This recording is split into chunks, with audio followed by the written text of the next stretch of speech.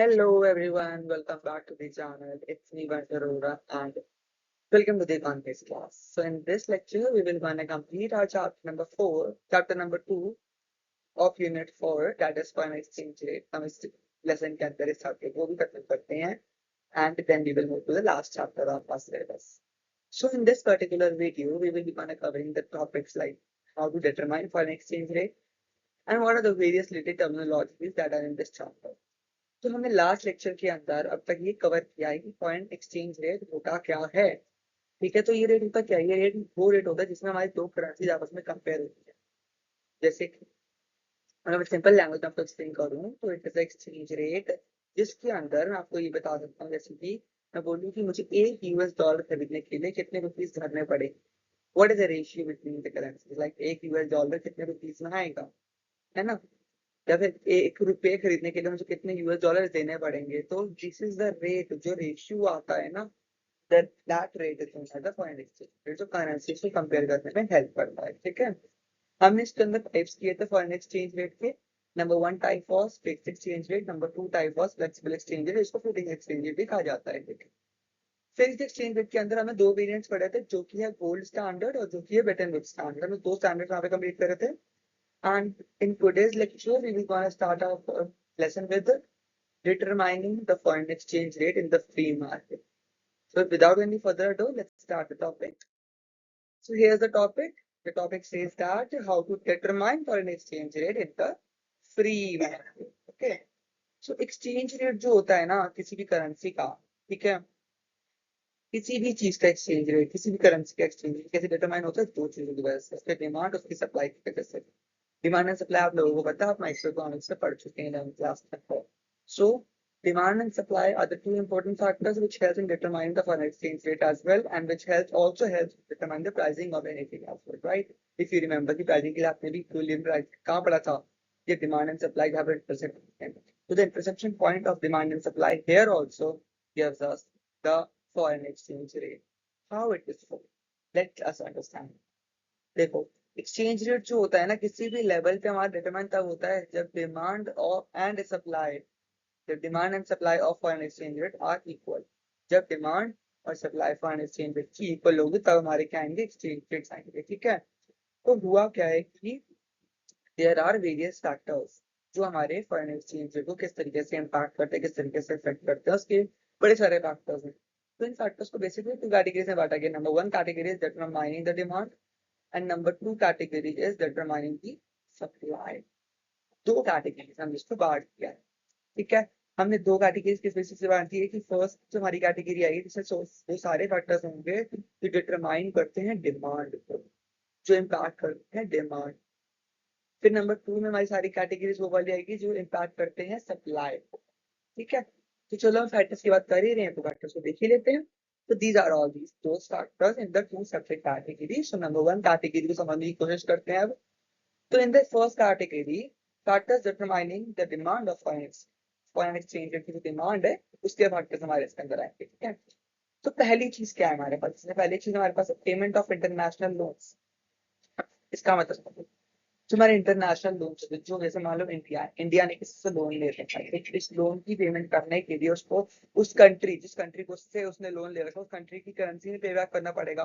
तो उस कंट्री की करेंसी के लिए उसको फॉरेन एक्सचेंजेस चाहिए होंगे, है ना? क्योंकि फॉरेन एक्सचेंजेस क्या है? करेंसी को बदलना है तो फॉरेन एक्सचेंज से डिटरमाइन होगा। ठीक है, तो डिमांड आ गई यहाँ पे फॉरेन एक्सचेंज। डिमांड आ गई ना, वो क्या पैसे भरने हैं पे डिमांड चाहिए हमको पैसा। Second is investment in rest of the world. If India is planning to invest some amount of money in any of the countries, तो इन्वेस्टमेंट करने के लिए भी उसको पैसा चाहिए, इन्वेस्टमेंट करने के लिए भी उसको फॉरेन एक्सचेंज चाहिए, है ना? यहाँ पे भी डिमांड आ गई। Number 3 is direct purchase abroad as well as import from rest of the world. या तो हम डायरेक्टली कोई जमीन खरीद रहे हैं या तो हम डायरेक्टली कुछ खरीद रहे हैं फ्रॉम अब्रॉड, तो उसके लिए भी मेरे को चाहिए फॉरेन एक्सचेंज, या तो मैं वहां से इम्पोर्ट करवा रहा हूँ, है ना? If I'll be purchasing something from that country or either I'm importing something from that country, I need the foreign exchange. It arises a demand of foreign exchange for us. Number 4 is speculative trading in foreign exchange by own resident. जैसे कि हमारी country का resident है और country के किसी भी instrument के अंदर किसी भी फाइनेंशियल इंस्ट्रूमेंट के अंदर इन्वेस्ट करता है, ठीक है। स्पेक्युलेटिव ट्रेडिंग करता है। स्पेक्युलेटिव क्या होता है? अंदाजा लगाना, सट्टा लगा के ट्रेडिंग करना, ठीक है, वो करता है। उसके लिए उसको फॉरेन एक्सचेंज तो चाहिए होंगे, ठीक है। तो it also rises the demand for the foreign exchange, right. Foreign tour, तो बंदा फॉरेन टूर पे जा रहा है, उसको भी तो चाहिए होंगे फॉरेन एक्सचेंज रेट्स, तो वहां पे जाके करेंसीज एक्सचेंज करेगा, वो पढ़ने के लिए जाता है, किसी काम के लिए जाता है, फॉरेन एक्सचेंज रेट उसको चाहिए पड़ते हैं यहाँ पे, ठीक है। These are the factors that impact the demand of foreign exchange. So now let's come to the second category, that is factors determining supply for foreign exchange. कौन से factors है जो determine कर रहे हैं supply? Number one factor is exports of the country to the rest of the world. Supply का मतलब क्या हुआ कि foreign exchange हमारी country में आ रहे हैं. We are not asking for it, but we are getting it because we are just entering few of the activities. We are doing for it for the activities. That's why we are just getting the foreign exchange in our country. Okay.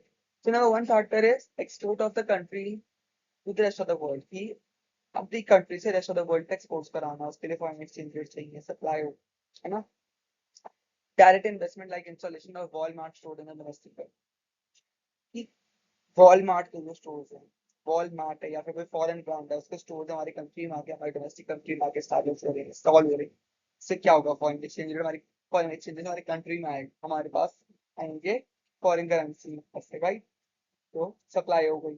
Number three is direct purchase of goods and services by non resident in the domestic. हमारी country में किसी NRI है, तो non resident ने हमारी country में directly investment कर दिया, वो डायरेक्ट परचेज कर ली गुड्स एंड सर्विसेज के लिए, that would be also come in this category, under this category, supply of foreign exchange.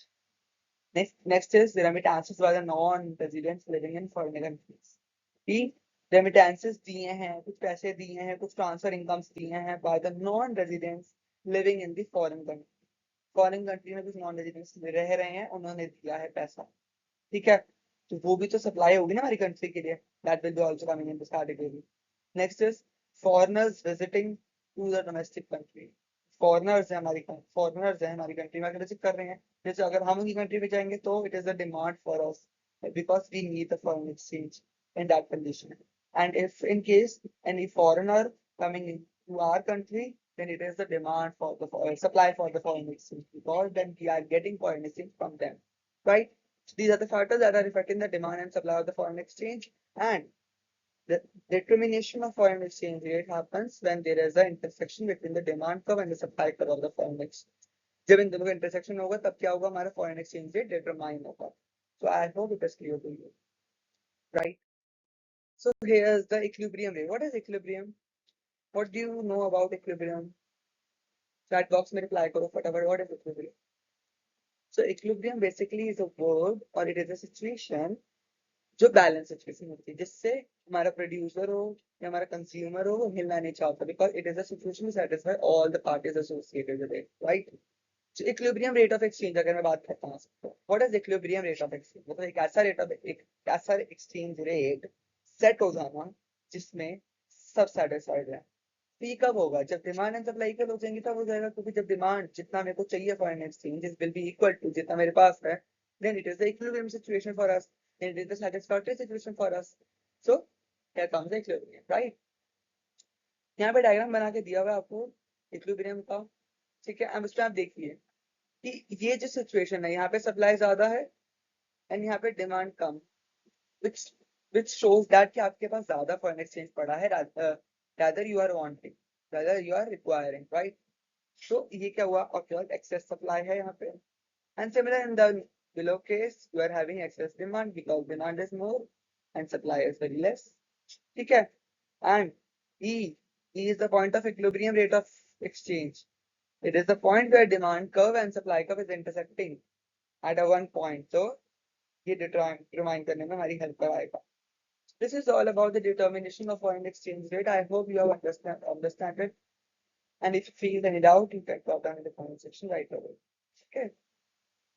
So coming to the next concept, like there are some terminology that are being used in this chapter. This have to better understanding of it, and it is also important for exam point of view because you will be getting an MCQ question out of it or either short question out of it. And in your periodic examination, you will be getting short question on it, a theoretical question on it. Okay, so the first terminology is depreciation. Like you have studied about this terminology in the content subject as well. What is depreciation in accountancy? It's stated as the fall in the value of asset, right? So depreciation is only means to fall in the value of something. Depreciate itself means the fall. Okay. So here we are studying foreign exchange rate and exchange rate. So how depreciation is related to it? It means that fall in the value of the domestic country in terms of foreign currency. Like domestic currency की value में गिरावट आ जाना in terms of the foreign currency. जैसे कि मैं बोलूँ, for example, says from rupees 65 to a 72 a dollar. जैसे यहाँ पे एग्जाम्पल दिया मैं आपको वो समझाता हूँ. इसने बोला $1 के लिए पहले आपको देने होते थे 65 rupees. ठीक है, for $1. Like if you want to purchase $1, you have to pay 65 rupees against it. Right? Now the situation changes. Now you have to pay 72 rupees to buy $1. What it is showing? It is showing that the dollar is now become expensive.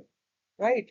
Earlier you have to pay 65 rupees and now you are paying 72 rupees. What does it show? It shows that the dollar is now expensive, right, in terms of the domestic currency, which is showing that relating to the US dollar, the value of our currency is going down because we have to give more of the Indian rupees to buy one single dollar, right? So what is showing? It is showing that the value of Indian rupees is getting depreciated. Okay, so here is the shortcut technique to learn this, right? If the value in the numerical terms, if the value is increasing against $1, then you can say that the value is depreciated. How it can be appreciated? It can be appreciated when we have to pay less of Indian rupees to buy a $1 rupees. Like, right? It makes the domestic currency more valuable and indicating that you have to acquire less of the Indian currency to buy a single dollar, to buy a single US dollar. So I hope you have understood this concept, right? In exam, you will be getting a question, difference between depreciation and appreciation. So in that particular question, you have to just state the meaning of both the terminologies, you have to just state the example, and you have to give the explanation also, right? So just prepare it very well. Don't get confused under it. I am just repeating it once again. Depreciation means depreciating, falling down the value of domestic currency in terms of foreign currency, which means that now you have to pay more of Indian rupees to buy a single US dollar. But in another case, in the appreciation case, the value of domestic currency increases in terms of foreign currency. But in numerical terms, if I'll say this, it means that you have to pay less of Indian rupees to buy a single US dollar. Okay, so I hope you have understood this concept also. Now coming to the next concept, that is devaluation and revaluation. Like what is this? Devaluation is basically it means the reduction in the external value of the country's currency as a compliance policy measures adopted by central bank of our country. Like it is the reduction in the external value like of our domestic currency. It is a reduction in the external value due to the measures adopted by the central bank of the country. मतलब central bank कुछ ऐसे actions ले जिससे कि हमारी currency की value externally degrade हो रही कम हो रही है in other words we can say that we make our currency cheaper in terms of foreign currency हम अपनी करेंसी को चीपर दिखाते हैं in terms of foreign currency हम अपनी करेंसी को डीवैल्यू कर रहे हैं कम वैल्यूएशन कर रहे हैं उसकी ठीक है इससे क्या होगा it makes foreign goods costlier to our buyers foreign goods costlier बन जाएंगे इंपोर्ट्स फॉल हो जाएंगे ठीक है बीओपी डेफिसिट कम हो जाएगा बीओपी डेफिसिट कम हो जाएगा राइट तो वो ये कि इसके फायदे भी हैं हमारे पास ठीक है what is revaluation now it refers to the action taken by central bank to raise the value अब हम अपनी डोमेस्टिक करेंसी को महंगा दिखा रहे हैं पहले हम सस्ता दिखा रहे थे अब हम महंगा दिखा रहे हैं so it increases the import increases the export अब एक्सपोर्ट कम हो रहे हैं तो फिर लोग अब इन्वेस्ट करेंगे लोगों को क्या दिखेगा कि भैया अब अगर हम एक्सपोर्ट करते हैं तो now it is more expensive. Now it is more expensive. Earlier it was cheaper in the devaluation case, but now it is more expensive. So I hope you have just got all the four concepts: depreciation, appreciation, devaluation, revaluation. All these four concepts are important for exam point of view, and I know it is little bit confusing because in one of the concepts you are just increasing the numerical value of it and just saying it is depreciating. And in this topic, you are just decreasing the numerical value also, and you are just devaluing your domestic currency. Okay, So here's the next concept, and I guess the last concept for this chapter. Yeah, last concept for this chapter. Concept kinds of foreign exchange market. Like we have studied the types of foreign exchange market, in which we have just studied the fixed exchange rate market, floating exchange rate market. But here's the topic is about what are the kinds of market? कौन सी markets हमारे पास? Like the first one is the spot market. ये topic ऐसा topic है, it's a very in-depth topic. Like it will be coming in exam or it will not be coming in exam. So accordingly, you have to cover it up. I'll be just teaching you just in case it will be coming in exam, so you can just study it. Okay. What is spot market? If the operation of daily nature, in other words, it is the market in which receipts and payments are made immediately. Like if the receipts and payments are making immediately on the spot on that particular time, then it means that it is a spot market, it is a current market. What is forward market? Forward market is basically a market of foreign exchange for future delivery. Like we are just placing our order today, but we are getting the product after. Okay. For future delivery, that is a forward market. Okay, you have to order priorly and you will be getting later on. Okay. Or in the spot market, you are just buying it right away, payment are making right away, and you are getting the receipt right away. Okay. So everything is doing on the spot. Okay. So this is all about this chapter. This is all about this concept. I hope you like the video. I hope you like the explanation, and I hope you got the chapter. Prepare your notes well, understand the chapter well. I know it is a typical chapter. It is a very difficult chapter to understand, but it is a very small chapter. And you will be getting short person out of it because it is coming in the unit 4 of your syllabus. And in the next lesson, we will be starting our new unit. And I guess the last unit, that is ADAS, aggregate demand and aggregate supply. Until then, stay safe, stay healthy, prepare subject very well, and score 40 and 40 out of it. So thank you so much for watching this video. Do like, share, and subscribe to the channel. And for more, you can refer to our website also. That is www.studyfacility.com. If you feel any doubt, you have any query related to the topic of macroeconomics, you can drop on the comment. And you can drop down your question and any suggestion in the below comment section. So thank you so much for watching this video. Stay tuned to the channel and we will start in the next unit in the next week. So thank you so much.